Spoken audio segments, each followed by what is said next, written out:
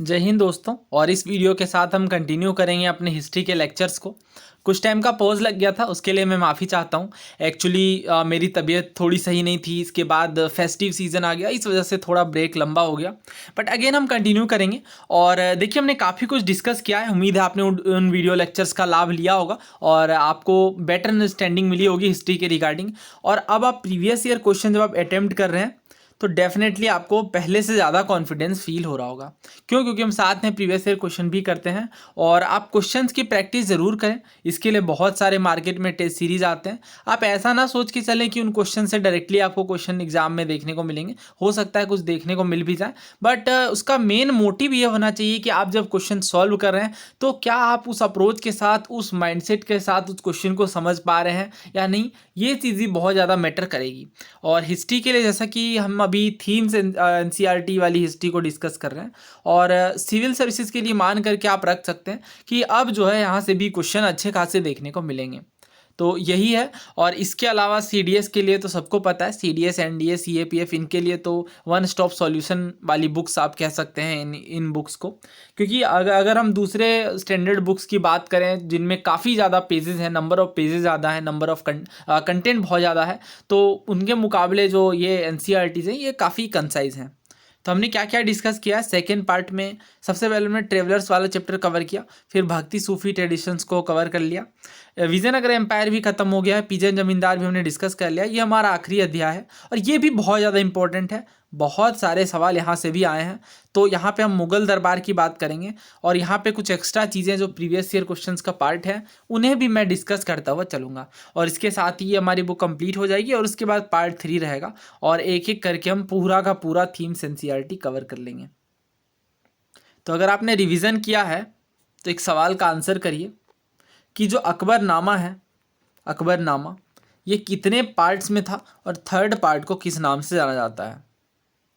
Mughal empire के, देखिए ये वाला चैप्टर है हमारा थीम 9 किंग्स एंड क्रॉनिकल्स। इसे हम मुगल कोर्ट्स के बारे में पढ़ेंगे और ये 16 से 17 सेंचुरी वाला टाइम पीरियड है।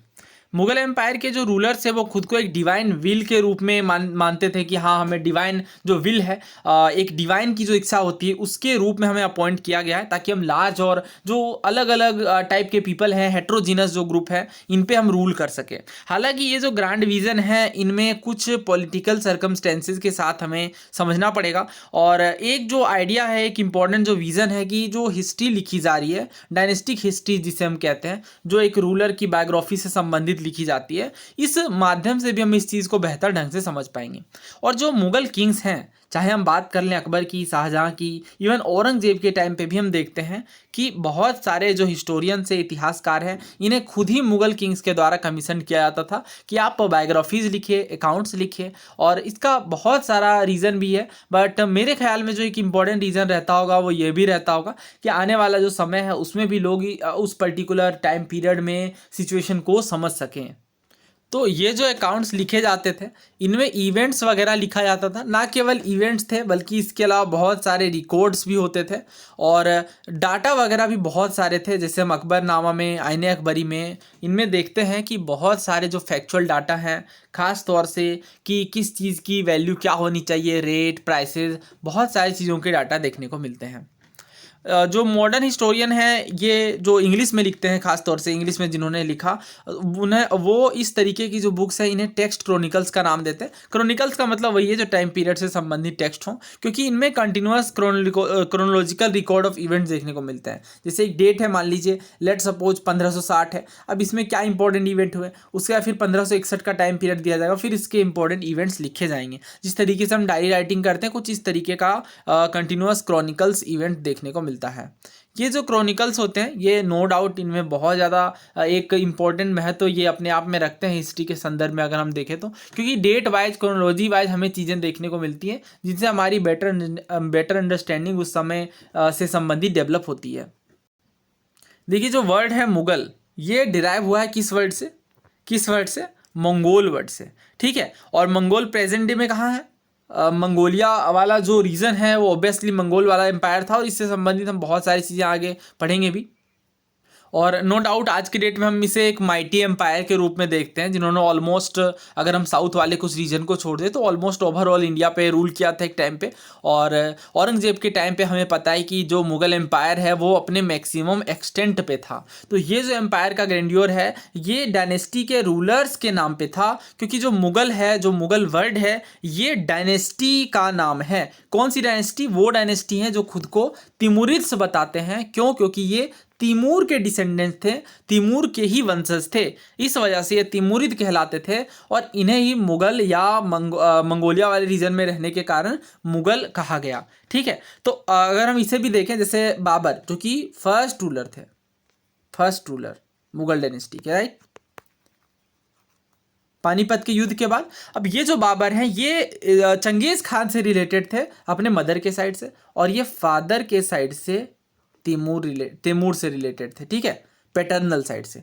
मोस्ट इंपॉर्टेंट क्वेश्चन है, बार बार इसे बदल करके पूछ लिया जाता है कि जो पैटर्नल साइड है ये पैटर्नल साइड में चंगेज खान से रिलेटेड थे और मैटरनल साइड में तैमूर से। तो ये बात गलत है। ठीक है, बहुत अच्छे से समझ लीजिए कि पैटर्नल साइड की जब बात आएगी तो ये तैमूर से रिलेटेड है, और जब मदर साइड की बात आएगी तो ये चंगेज खान से रिलेटेड है। और ये क्वेश्चन बहुत बार पूछा गया, अभी हम प्रीवियस ईयर क्वेश्चन में कवर भी करेंगे। बाबर की टंग लैंग्वेज क्या थी? टर्किश थी।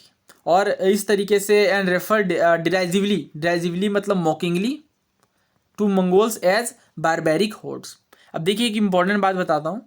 अब चूंकि इनकी मदर टंग जो है वो टर्किश थी, इस वजह से जो बाबर की आत्मकथा है, ऑटोबायोग्राफी है, क्या नाम है ऑटोबायोग्राफी का? ऑटोबायोग्राफी, ये बाबरनामा है, बाबरनामा। और बाबरनामा किस भाषा में लिखी गई है? तो टर्किश लैंग्वेज में लिखी गई है। टर्किश लैंग्वेज में भी अगर हम स्पेसिफिकली जो भाषा के अंदर भी डायलेक्ट होता है इसकी बात करें तो ये चगताई तुर्किश है। अब ये क्वेश्चन बहुत ही हैवी अमाउंट में पूछा गया था केबीसी में, इसके अलावा बहुत सारे एग्जाम्स में पूछा गया, बहुत सारे एग्जाम्स में। तो ध्यान रखिएगा, टर्किश तो है ही, इसके अलावा चगताई टर्किश, पूरा नाम याद रखेंगे आप तो बहुत सारे क्वेश्चन सॉल्व करने में मदद मिलेगी। एक इम्पॉर्टेंट बात यहाँ पे नोट कर लीजिए, ये हमारे बुक में नहीं है थीम्स वाले में, बट एग्ज़ाम्स में पूछे गए हैं स्टेट पीएससीज वगैरह में, तो सिविल सर्विसेज और बाकी एग्ज़ाम्स में भी रिपीट हो जाने की उम्मीदें हैं। देखिए बाबरनामा जो बुक है ये बाबर के द्वारा लिखी गई है, उनकी ऑटोबायोग्राफी है, लेकिन ये टर्किश में है, राइट। तो इसमें पर्शियन में जो ट्रांसलेशन है बाबरनामा का वो किनके द्वारा किया गया है? तो एक तो है अब्दुल रहीम खाने खाना जो कि बैरम खान के बेटे थे, दूसरे हैं खाने खाना, ठीक है, और दूसरे जो है वो कौन है? पाइंदा खां। ठीक है, तो डायरेक्ट क्वेश्चन पूछ लिया गया था कि कौन सा जो मुगल क्रॉनिकल है ये पाइंदा खां के द्वारा ट्रांसलेट किया गया था, ठीक है, पर्शियन में, तो ये बाबरनामा है। तो ये इंपॉर्टेंट है, ये नोट डाउन कर लीजिए अलग से।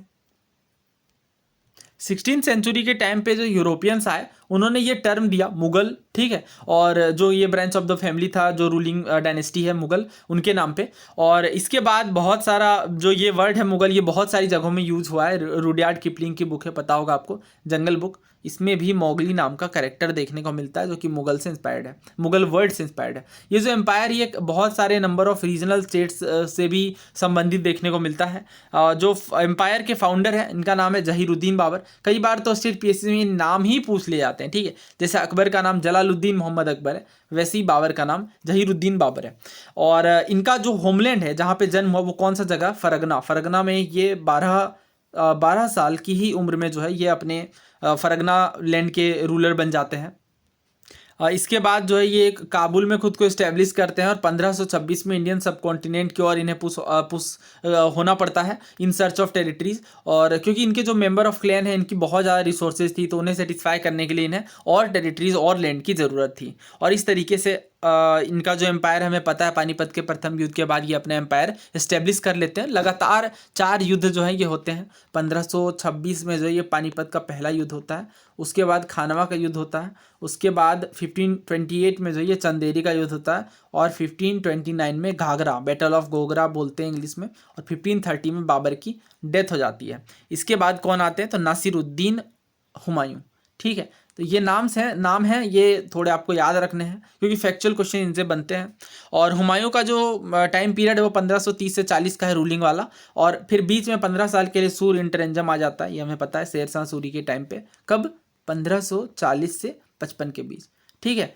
और इसके बाद ये 15 साल जैसे ही बीतते हैं और हमें पता है फिर से जो है ये हुमायूं जो है ये गद्दी पर आ जाते हैं, बट इनकी डेथ हो जाती है 1556 में ही। और उस टाइम पे जो युद्ध होता है 1526 में, वो पानीपत का दूसरा युद्ध होता है। इनके बीच अकबर के ओपोनेंट कौन होते हैं? हेमचंद्र विक्रमादित्य, जिन्हें हेमू कहते हैं। और ये चीज़ यहाँ पे बताई भी गई है, अफगान लीडर होते हैं, ये भी ध्यान रखिएगा। जो सूर एम्पायर है ये अफगान थे, और ये जो अफगान लीडर है शेरशाह सूरी, उनके कारण इन्हें एग्जाइल में जाना पड़ा हुमायूं को। और हुमायूं जो है ये कहाँ पे एग्जाइल लेते हैं, ये सवाल मोस्ट फ्रीक्वेंट पूछा जाने वाला सवाल है। तो ईरान में उस टाइम पे सफाविद डायनेस्टी होती है, तो वही उसी सफाविद रूलर के यहाँ पे ये रिफ्यूज़ लेते हैं। और इसके बाद 1555 में हुमायूं डिफीटेड द सूर्स, यानी हुमायूं की जीत होती है। लेकिन एक साल के बाद इनकी डेथ हो जाती है। दीन पनाह नाम की एक लाइब्रेरी होती है, उसी सीढ़ियों में गिरने के कारण। इसके बाद बात करते हैं अकबर की। तो अकबर देखिए, यहाँ पे जो टाइम पीरियड है 1556 से 1605 का है। तो ये लगभग अगर हम देखें तो 40 साल का जो टाइम पीरियड है ये देखने को मिलता है। ये जो इनका 40-50 साल का टाइम पीरियड है, ये ग्रेटेस्ट टाइम पीरियड माना जाता है। इस टाइम पे मुगल एम्पायर अगर हम देखें तो हर रूप में, ना केवल इकोनॉमिकली बल्कि पॉलिटिकली, स्ट्रेटजिकली, हर रूप में अपने जो अपना कल्मिनेशन पॉइंट है वहाँ तक पहुँचती है। और इसके अलावा ये रिचेस्ट किंगडम के रूप में देखने को मिलती है। इसके बाद हिंदू कुश माउंटेन्स की बात करें तो ये हिंदू कुश माउंटेन्स तक अकबर का एम्पायर एक्सटेंड कर जाता है। और ये हिंदू कुश माउंटेन कहाँ पे है? पाकिस्तान में, राइट। और इसके बाद जो बाकी जगहों के रूलर्स हैं, जैसे ईरान में सफाविद्स थे, उसके बाद सेंट्रल एशिया में उज्बेक्स थे, तो इनके एक्सपेंशन से भी इस एम्पायर को बचाता है। अकबर के 3 फेयरली एबल सक्सेसर देखने को मिले, कौन कौन से? जहांगीर, शाहजहां, औरंगजेब। औरंगजेब के बाद से एम्पायर का आप कह लें एक तरीके से कि फॉल हो जाता है। इसके बाद के जो रूलर्स है वो वीक रूलर्स होते हैं। 16 और 17 सेंचुरी के टाइम पीरियड में जो एक इंपीरियल स्ट्रक्चर का इंस्टीट्यूशन होता है ये क्रिएट होता है। इसका क्या मतलब है? जैसे एक एडमिनिस्ट्रेशन को कैसे चलाना है, टैक्सेशन वगैरह किस तरीके से होगा, इन चीज़ों के इफेक्टिव मेथड्स डेवलप किए जाते हैं। और बहुत सारे पॉलिटिकल अलायंसेस भी देखने को मिलते हैं। जैसे अकबर के टाइम पे अगर हम देखें स्पेशली, तो बहुत सारे जो राजपूत किंगडम्स है इनके साथ इनका पॉलिटिकल अलायंस भी देखने को मिलता है थ्रू मैरिज ऑल्सो। 1707 में औरंगजेब की डेथ होती है। ये एक इंपॉर्टेंट ईयर है, बिकॉज इसके बाद से ही आप कह लें कि मुगल वंश का पतन होना शुरू हो जाता है। तो यहाँ पे जो पावर होती है डायनेस्टी की, ये बिल्कुल घट जाती है। और इस वास्ट एम्पायर जो कि दिल्ली से कंट्रोल कर रही होती है, आगरा और लाहौर से कंट्रोल कर रही होती है, इनके बजाय रीजनल पावर देखने को मिलते हैं। हालांकि इसके बाद भी मुगल एम्पायर की जो मुगल रूलर्स का जो ओहदा ये कम नहीं होता, लेकिन 1857 के बाद जो कि लास्ट मुगल एम्पायर होते हैं बहादुर शाह जफर सेकंड, ये याद रखिएगा, बहादुर शाह सेकंड कहा जाता है। इनका जो टाइटल है वो जफर था। काफ़ी अच्छी ये पोएट थे, काफ़ी अच्छे, ठीक है। इनकी मैंने कुछ पोएट्रीज कवर भी करी हैं, और इस वजह से ये जफर का टाइटल यूज़ करते थे अपने पोएट्रीज में। और ये मुगल एम्पायर के आखिरी, मुगल वंश के आखिरी जो है ये किंग थे। ना बात करते हैं कि जो क्रॉनिकल्स लिखे गए मुगल एम्पायर के टाइम पे, उनका नेचर किस तरीके का था, क्या वो बायस थी या क्या वो परफेक्टली हमें उस टाइम की सिचुएशन से अवगत कराती हैं, इन चीज़ों पर बात करते हैं। तो जो मुगल एम्पायर के द्वारा कमीशन किए गए थे क्रॉनिकल्स, ये एक इंपॉर्टेंट सोर्स माने जाते हैं उस एम्पायर को स्टडी, या जो एम्पायर में जो कोड था उसे स्टडी करने का एक बेहतर माध्यम माना जाता है ये। लेकिन ये इस रूप में लिखे गए थे कि जो किंगडम है उन्हें एक एनलाइटेंड किंगडम के रूप में दिखाया जाता है, कि जो भी इस किंगडम के विद इन में है, जो भी इस किंगडम के डायमेंशन में, वो सभी एनलाइटेंड हैं, बहुत ज़्यादा ज्ञानी हैं, और बहुत सारी चीज़ें जो है वेरियस एस्पेक्ट्स यहाँ पे कवर किए जा रहे थे। ये भी बताया जा रहा था कि अगर कोई भी एम्पायर को रेजिस्ट करने का प्रयास करता है तो वो जो रेजिस्टेंस है ये फेल होना ही था, क्योंकि बहुत ही माइटी एम्पायर थी एज पर द क्रॉनिकल्स। जो मुगल क्रॉनिकल्स के ऑथर हैं डेफिनेटली ये कर्टियर थे, तो यहाँ पे थोड़ी सी बायसनेस देखने को मिलेगी ही डेफिनेटली। क्योंकि ये उस वे में लिखेंगे जिनमें रूलर, उनके फैमिली मेम्बर, या जो कोर्ट है, जो नोबल्स है, इनके इवेंट्स को ही सेंटर में करके लिखा जाएगा, बिकॉज वो वही चीज़ें देख रहे हैं, उन्हीं चीज़ों से अवगत हैं बेटर वे में। इस वजह से जो सेंटर होता था इन बुक्स का, वो सेंटर में यही चीज़ें रिवॉल्व कर रही होती थी, रूलर, उनकी फैमिली, इनके डे टू डे लाइफ, और इनके जो एडमिनिस्ट्रेटिव अरेंजमेंट जो भी लिए जा रहे थे। जैसे मान लीजिए रूलर है, अगर वो रूलर ने जस्टिस का सिस्टम रखा है कि एक बेल बजाई जाए उसके बाद जस्टिस मुझ तक पहुंचे, तो ये सभी जो चीज़ें हैं ये एक इंपॉर्टेंट सोर्स का पार्ट थी इनके बुक्स में, इनके क्रॉनिकल्स में। इनका आप टाइटल भी देख सकते हैं बुक का किस तरीके का, अकबर नामा यानी अकबर से एसोसिएटेड है, शाहजहां नामा, आलमगीर नामा, आलमगीर इसके बाद जो है वो हाँ डेफिनेटली ये जो अकबर नामा है ये अकबर की स्टोरी है, शाहजहां नामा मतलब शाहजहां की स्टोरी, आलमगीर नामा यानी आलमगीर की स्टोरी। आलमगीर किन्हें कहा जाता था, आलमगीर जिंदा पीर, ये दोनों कहा जाता था औरंगजेब को, औरंगजेब। जिंदा पीर का क्या मतलब है, लिविंग सेंट। देखिए बॉक्सेस इंपॉर्टेंट होते हैं। अच्छा ये बॉक्स में दिया भी गया है जो मैंने बताया कि चगताई टर्किस में बाबरनामा लिखी गई है, और जो ये चगताई टर्क्स हैं ये डिसेंडेंट है किनके, चंगेज खान के। ना बात करते हैं फ्रॉम टर्किश टू पर्शियन। अब ये जो शिफ्ट देखने को मिलेगा, क्योंकि अगर हम अकबर के टाइम पे देखें तो ज़्यादातर जो क्रॉनिकल्स है, इवन जो कोर्ट लैंग्वेज है, ये पर्शियन ही है। मुगल कोर्ट के जो क्रॉनिकल्स हैं ये पर्शियन में लिखे गए हैं, और दिल्ली सुल्तान्स के अंडर में ये एक कोर्ट ऑफ लैंग्वेज के रूप में स्टेब्लिश होता है, फ्लरिश होता है, और लिटरेरी राइटिंग्स में खास तौर पे यूज किया जाता है। इसके अलावा और भी नॉर्थ इंडियन लैंग्वेजेस होते हैं जैसे हिंदवी, ठीक है, हिंदवी यानी हिंदी का ही ये आर्किक फॉर्म है। इसमें रीजनल वेरिएंट्स भी देखने को मिलते हैं, जैसे अगर ब्रज रीजन है या अवध रीजन है तो इनमें अलग रूप में हिंदी प्रयोग की जा रही थी। मुगल जो ये चगताई टर्किश थे ओरिजिन में, इस वजह से टर्किश जो है इनकी मदर टंग थी। तो ये चीज़ मैंने आपको बता भी दी कि बाबर ने पोएट्रीज इवन अपनी आत्मकथा जो है वो चगताई टर्किश में ही लिखी है।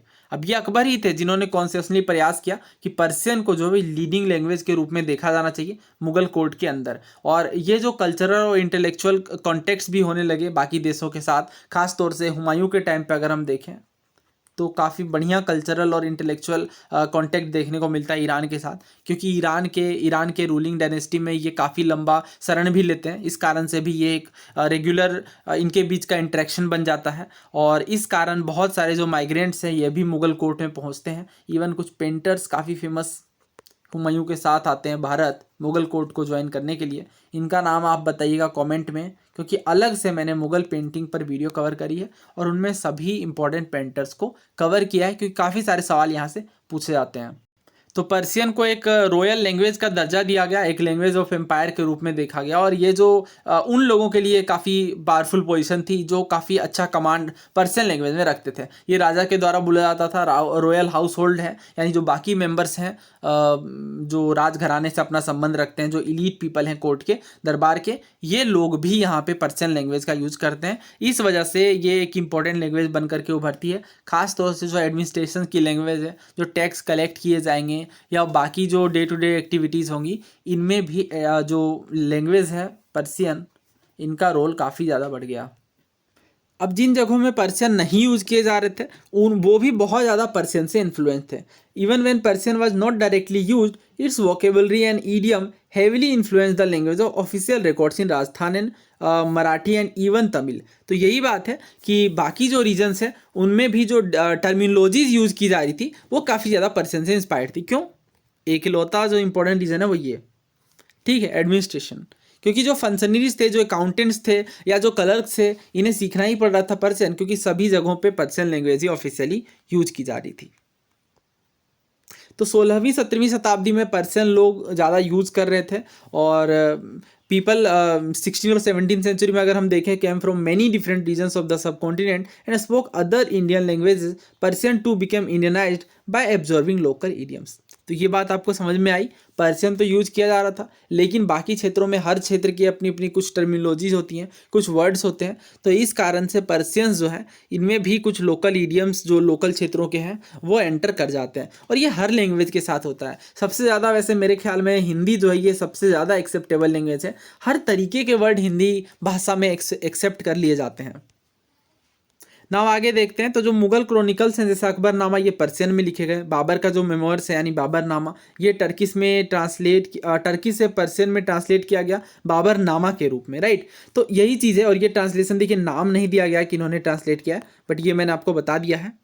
इसके बाद संस्कृत टेक्स्ट जो कि महाभारत है, रामायण है, इनका भी ट्रांसलेशन किया जाता है। महाभारत का ट्रांसलेशन रज्मनामा के नाम से किया जाता है।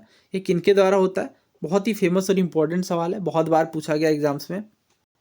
सो रज्मनामा जो बुक है ये किनके द्वारा ट्रांसलेट की गई, ये आप कमेंट करके बताइएगा, और इसी क्वेश्चन से हम नेक्स्ट वीडियो की शुरुआत करेंगे।